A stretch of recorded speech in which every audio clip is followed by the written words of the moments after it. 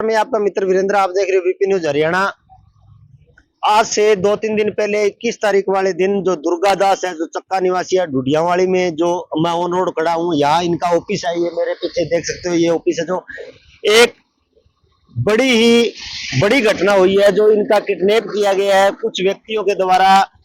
कुछ व्यक्ति आते हैं और इनको गाड़ी में उठाकर ले जाते हैं और नरवाना साइड ले जाते हैं। पूरी रात प्रताड़ित किया जाता है और पैसे भी लिए जाते हैं, जिसमें से 7 लाख के लगभग है जो अमाउंट है। काफी लाखों रुपए जो इनसे ठग लिए। और एक बिंटी और एक चेन है जो गढ़ में थी, वो दोनों की दोनों उन्होंने लूट ली और किडनैप करके ले गए। 21 तारीख की यह घटना है। जो दुर्गा दास है, जो ये स्कूल भी चला रहे हैं, जो स्कूल नया बनाया जा रहा है, इनका जो स्कूल है ये खुद का है, प्रॉपर्टी का ये काम करते हैं।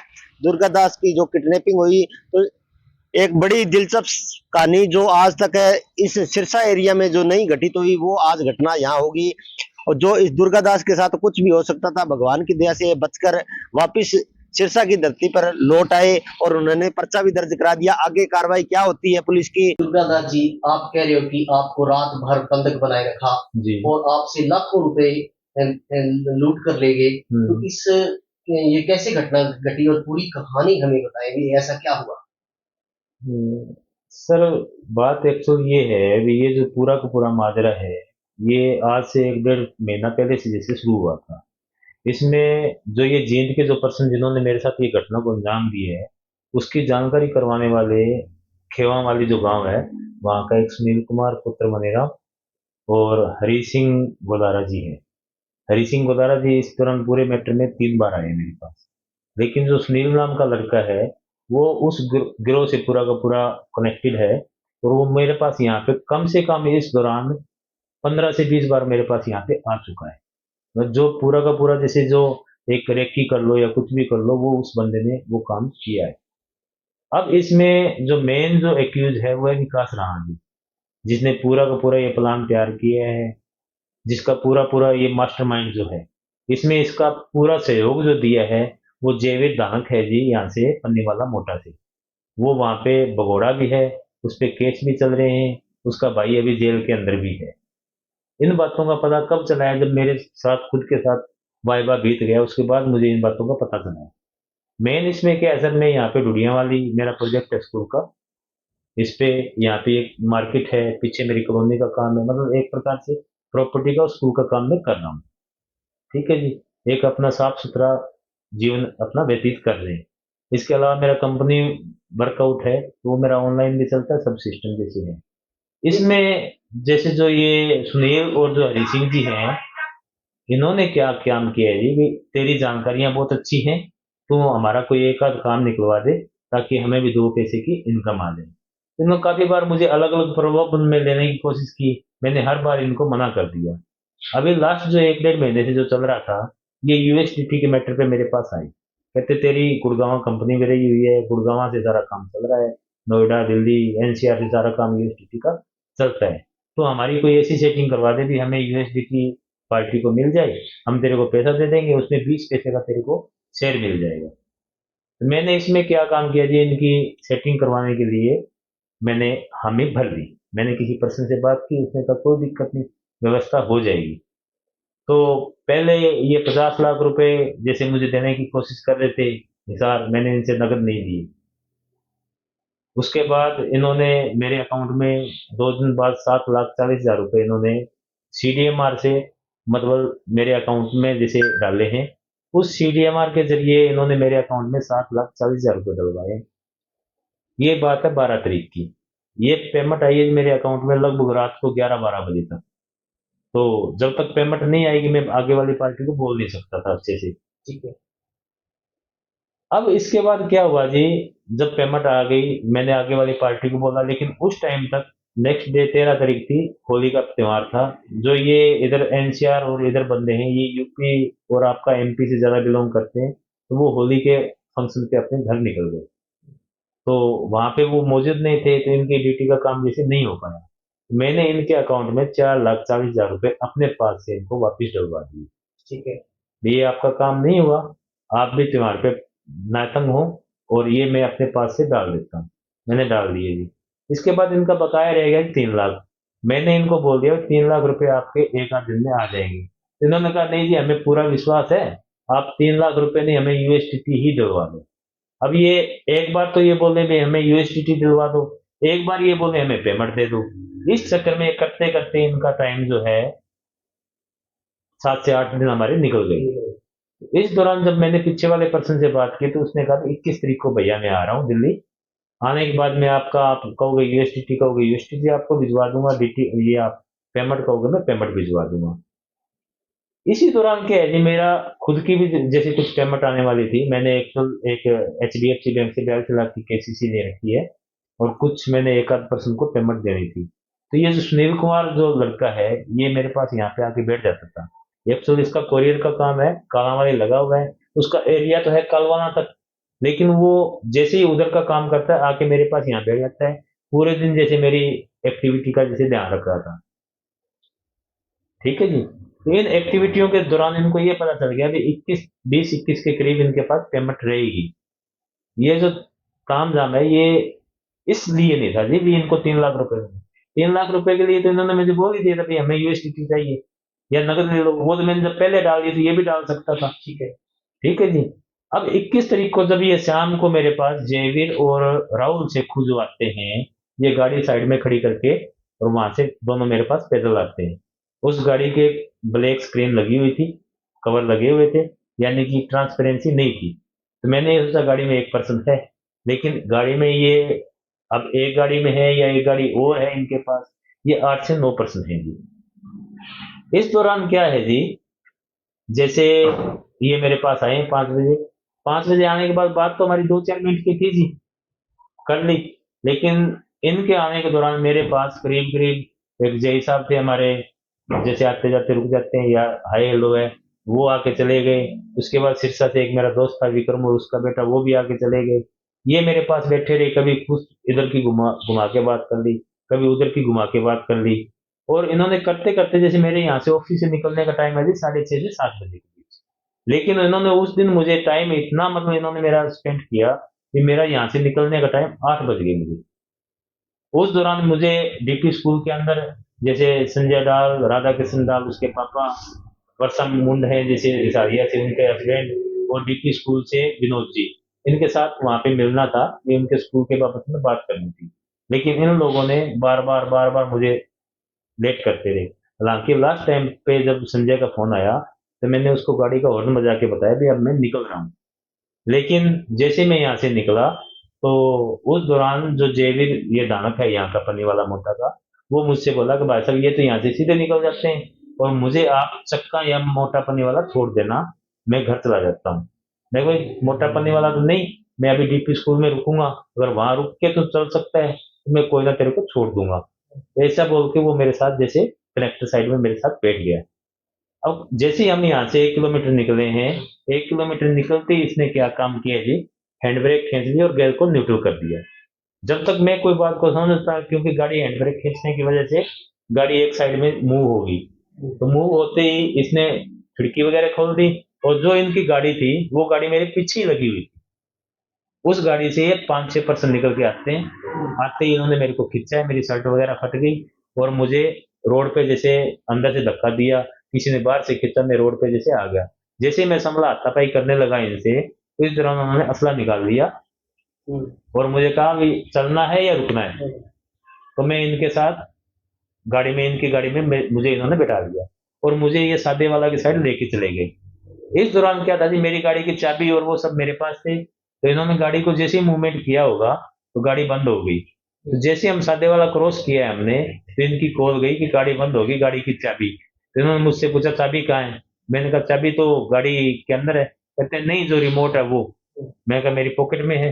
तो इन्होंने गाड़ी वहां से मूव दोबारा ली वहां से, और यहाँ डुडिया वाली जो जहाँ वारदात हुई थी, यहाँ से ऑफिस से 1 किलोमीटर वहां दोबारा आ गए। वहां मुझसे इन्होंने चाबी लेके उस पर्सन को दे दी जो दूसरे गाड़ी में थे।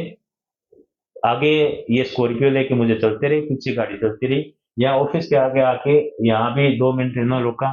मैंने इनसे कहा भी अगर कोई लेन देन का ही कोई मैटर है तो बैठ के ऑफिस में बैठ के कर लेते, मैं तुम्हारी पेमेंट करवा देता हूँ। लेकिन इन्होंने मेरी कोई भी बात नहीं मानी, ये मुझे पीटते रहे, गालियां देते रहे, कहते चुप बैठा रहे। और मुझे ये उसके बाद यहाँ से होते हुए स्कूल के गेट से भट्टे के आगे ले गए। भट्टे के वहां पे खाली जगह है थोड़ी सी, वहां इनसे इन्होंने मुझसे चाबियां वगैरह ली है। उस चाबी लेने के बाद मुझे पहले नहीं पता था, लेकिन जब ये सीसीटीवी कैमरे मतलब फुटेज मैंने देखी है, मुझे ये भी पता चला है कि 20 मिनट बाद ये दोबारा मेरे ऑफिस में आके भी इन्होंने छानबीन की है भी यहाँ पैसा है या नहीं है। ठीक है जी। तो आके ये दोबारा भी करके गए। अब एक बात बताओ जरा, अगर ये दोबारा 20 मिनट बाद यहाँ मेरे ऑफिस में आके गए हैं बगैर हथियार के तो नहीं आए। ठीक है जी। अब इन्होंने क्या काम किया जी, मुझे आगे आगे लेके गए। मेरी गाड़ी एक बार मुझे जोधपुर या जो कच्चा जो पूरा भी बन रहा है निर्माण दिन है वहां दिखी है। उसके बाद मुझे बाईपास पे मुझे गाड़ी दिखी है। बाईपास पे जो आपका ये है टोल है, टोल से पहले जैसे भाई ने कांटेक्ट वगैरह किया, इस दौरान बीच में ये कहीं कहीं रोकते भी गए हैं गाड़ी, जैसे आगे पीछे मुझे धमकाना, ये करना, पेमेंट और कहाँ है, क्या आज कितनी थी, ये था वो था, मैंने पूरी वो मुझसे इंक्वायरी दी है। इसके बाद ये जैसे मतलब बाउदी टोल प्लाजा से पहले पहुंचे हैं, तो मेरे भाई के मेरे साथ जैसे फोन बार बार आ रहे थे घर से, क्योंकि लेट हो गया और उस दौरान मेरे ख्याल 9+ का शायद टाइम हो चुका था। तो भाई के साथ जैसे कांटेक्ट किया तो भाई को मैंने बोला भाई मैं किसी के साथ हूँ और मुझे पैसे देने हैं, तू पैसे भेज। तो भाई ने कहा कोई दिक्कत नहीं, मैं भेजता हूँ, तू मुझे बता, मैं लेके आता हूँ। तो उसने बजरंग सेठ से बात की, वहां से 2.5 लाख रुपए केस लिए। तो उसने कहा मैं केस है मेरे पास, बता कहाँ है। तो इन्होंने कहा हम जगह बताते हैं तेरे को, कोई ना तो अपने पास रख और सिरसा आ जा। उन्होंने सिरसा बुलाया। अब फोन पे जैसे, अब भाई ने उस दौरान क्या किया जी, 112 पे फोन कर दिया और रानिया थाने में जाके उसने एप्लीकेशन दे दी। अब मेरा फोन ट्रेस पे चला गया। ट्रेस पे जाने के दौरान क्या है जी, जैसे मेरे पास कंट्रोल बोर्ड से फोन आता है, उस फोन के बाद है ना सिस्टम ये हो जाता है कि इन्होंने मेरा फोन स्विच ऑफ कर दिया। स्विच ऑफ कर दिया और मुझे ये यहाँ से उठा के जींद ले गए। जींद बाईपास पे सबसे पहले वहां पे सीएनजी पंप है जी कोई, उस सीएनजी पंप के पास जाके रोकते हैं, जहाँ पे मेन जो एक्यूज जो है आपका विकास राणा, वो उसके साथ 2 पर्सन और आते हैं। ठीक है जी। उसके बाद वहां पे वो मुझे काफी गालियां वालियां देता है। तो जींद बाईपास पे जाने के बाद सीएनजी पंप पे ये सबसे पहले गाड़ी जाके रोकते हैं जी। वहां पे जो विकास राणा है मेन, वो उसके साथ 2 बंदे यानी कि 3 ये वहां आ जाते हैं। विकास राणा आके मुझे गालियां वालियां देता है, सब काम करता है, मेरे 1-2 थप्पड़ भी लगाता है, कहते तूने मुझे वो समझ रखा है क्या, ये वो ने अच्छे अच्छों के वो कर दिया, तू तो चीज ही क्या है। तो उसके बाद वहां से ये मुझे थोड़ी दूर और आगे है एचपी पेट्रोल पंप, वहां लेके जाते हैं। उसके अपोजिट साइड में राजा जी ढाबा है। तो मुझे जैसे गाड़ी से जो मुझे विजिबिलिटी हुई उसके अकॉर्डिंग उसके अपोजिट साइड में राजा जी ढाबा है। वहां पे मुझे ये कम से कम आधा घंटा रोकते हैं। वहां पे ये हर बार, एक तो वो विकास राणा बैठा था, एक राहुल शेखू बैठा था, उसके बाद जो 2 बंदे, ये कभी कोई बंदा आ जाए गालियां दे, कैसा लगे इसके डंडा चढ़ा दो, इसके ये कर दो, इसकी गोली निकाल दो, इसके कपड़े निकालो, इसकी वीडियो बनाओ। और उस दौरान उन्होंने मेरी नकल वीडियो बनाई। नकल वीडियो बनाने के बाद ये मुझे वहां से आगे करते हुए मेरे व्हाट्सएप कॉल पे मेरे घर फोन करवाते हैं भाई को, उनको उस टाइम वहां से कहते अब पेमेंट डालो।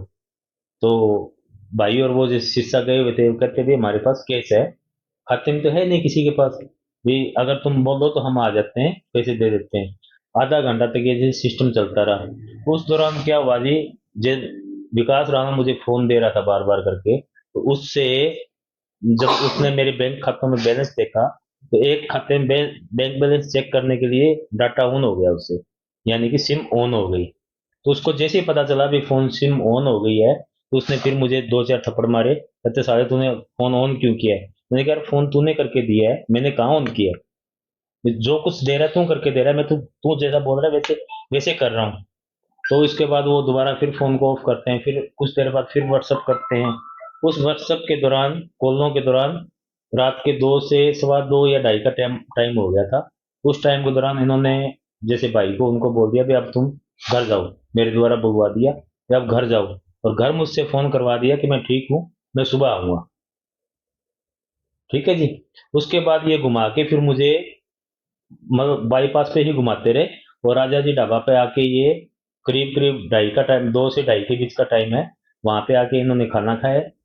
मेरे पास गाड़ी में 2 से 3 बंदे बैठे रहे, कहते किसी भी तरीके की एक्टिविटी कर दी तो तुझे हम शूट कर देंगे। मैं चुपचाप बैठा रहा जी। इस दौरान इन्होंने मुझे खाने का भी बोला। एक बंदे ने गाड़ी में खाना खाया तो मुझे भी बोला खाना खाना है। मैंने इनको मना कर दिया। फिर इन्होंने मुझे चाय पिलाई है, धमका के, वो भी धमका के पिलाई है कि चाय पी। उसके बाद वहां पे राजा जी ढाबा पे करीब करीब ये खाना वाना खाते हैं, सब काम करते हैं, 1 डेढ़ घंटा वहां पे निकल गया। उसके बाद ये वहां से मुझे लेके जाते हैं जी, एक लक्ष्यदीप ढाबा है बाईपास पे, है अपने कहाँ पे है, उस पे फिर ये लेके जाते हैं। वहाँ ये रूम वगैरह देखने के लिए गए हैं, लेकिन वहाँ पे सीसीटीवी कैमरे थे, इसलिए मुझे तो नहीं निकाला, लेकिन विकास राणा अंदर जाके देख के आता है सब कुछ।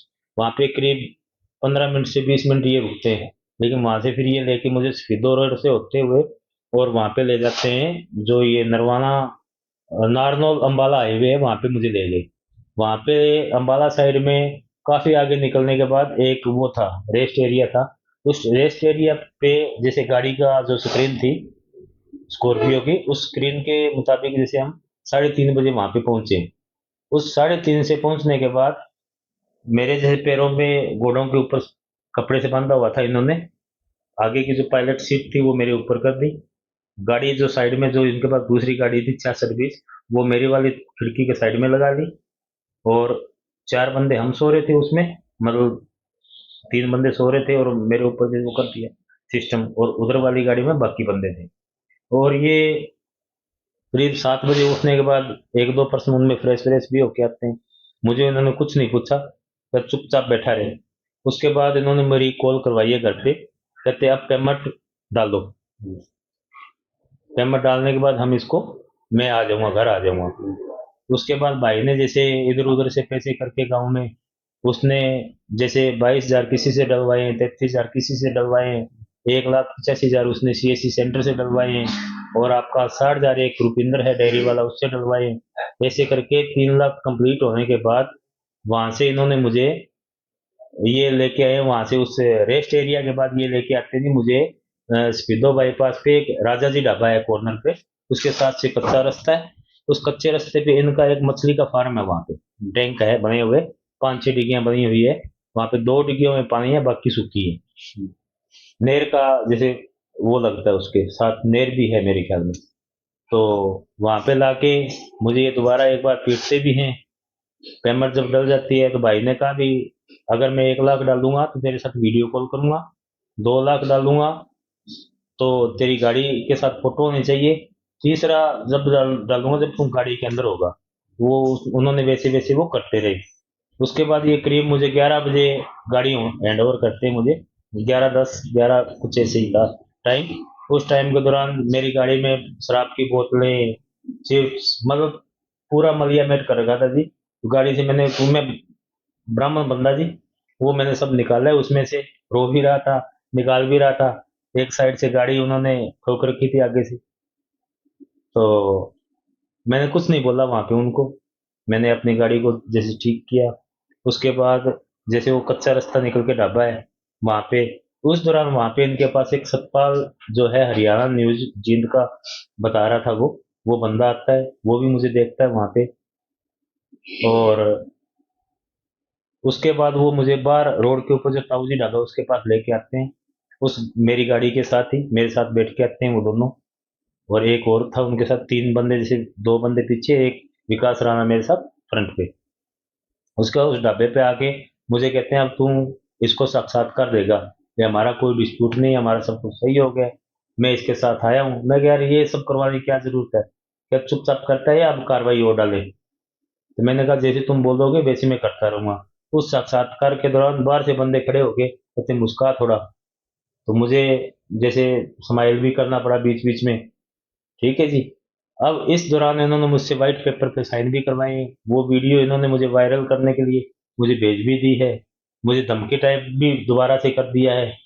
और 11:20 के बाद जैसे इसने मुझे विकास राम ने वहां से छोड़ा है, 11:20 के बाद जैसे मैं वहां से छूटा हूँ, सबसे पहले मैंने कंट्रोल रूम, जो रात को मेरे पास घंटी आई हुई थी, उस नंबर पे मैंने दोबारा रिंग की। मैंने उनको बताया ऐसे ऐसे करके मेरा रात किडनैप हो गया था जी, और मैंने, अब इन लोगों ने मुझे छोड़ा है, ये मेरे साथ वायबा बीत गया है।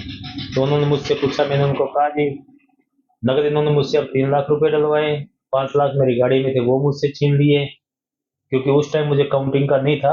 लेकिन बाद में जब मैंने जोड़ा तो 3 अमाउंट जैसे मेरे पास थी उस टाइम, उस तीनों में मेरे पास 10,000 रुपये निकाल के 5 लाख मेरे पास बचता था। 5 लाख कुछ हजार थे, मैं उनको राउंड फिगर 5 ही मानता हूँ। दुर्गा जी, उस उनके कितने पैसे थे और आपने उसको कितने पैसे लौटाए और उन्होंने कितने पैसे लौटाए? सर ये पैसे की बात तो ये है सर, अगर जैसे कायदे से देखें तो उन्होंने अपने अकाउंट से मुझे कुछ नहीं दे रखा, उन्होंने CDMR से मुझे पैसे दे रखे थे, कितने लेकिन पैसे? 7,40,000 थे जी। और मैंने वो, उनके अकाउंट है मल्टी मिलेनियम प्राइवेट लिमिटेड का अकाउंट है, उस अकाउंट में और उसमें स्कैन में मैंने उनको पैसे डाल दिए सर। ठीक है जी। इसके अलावा जो मुझे प्रताड़ित किया गया है वो ये देख लो सर, बंदूक के जोर पे मुझे यहाँ से, रिवॉल्वर असलों के दम पे मुझे यहाँ से लेके गए। जो मेरी नकदी थी 5 लाख रुपए प्लस जो थी कुछ हजार रुपए थे, मैं उनको 5 ही मानता हूँ, वो मेरा ले लिया। एक गले की चेन थी वो ले गई, एक अंगूठी थी रिंग, वो जैसे मेरा हो गया। इसके अलावा मेरी गाड़ी भी उन्होंने साइड से ठोकी है, उन्होंने मेरी वीडियो भी बनाई है, वो वीडियो जो पत्रकार ने बनाई थी वो उन्होंने मुझे सेंड करके धमकी भी दी है अभी तक।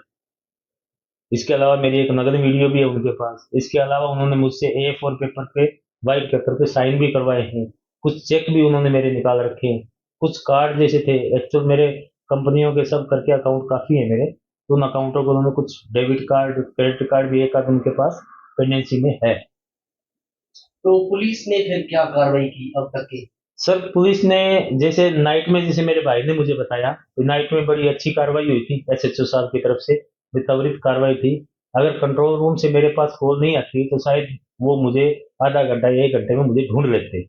लेकिन अब अगर देखें सर, अगर हमारे एरिया के अकॉर्डिंग देखें तो ये एक प्रकार की बिल्कुल अलग घटना है। लेकिन इस घटना को देखते हुए और सेफ्टी के ध्यान से, सुरक्षा के ध्यान से देखते हुए मैं अभी तक इसको न्यू कार्रवाई मानता हूँ। ये घटना कब की थी और अब तक कितने दिन बीत गए? ये सर 21 तारीख शाम को 8 बजे जैसे ये पूरा घटनाक्रम स्टार्ट होता है जी, और 22 तारीख सुबह 11:20 तक पूरा घटनाक्रम चलता रहता है जी। ठीक है जी। उसके बाद मैं घर आता हूँ, करीब 3 बजे मैं घर पहुँचता हूँ। पहुँचने के बाद मैं सबसे पहले क्या था जी, पूरी रात एक सीट पे जैसे एक बंधक टाइप, मतलब आप समझ सकते हो कितना बुरा हाल होता है। मैं गर्म पानी से नहा के मैं SHO साहब के पास पेश हो जाता हूँ जी रात में। अब आप पुलिस से क्या मांग करते हो?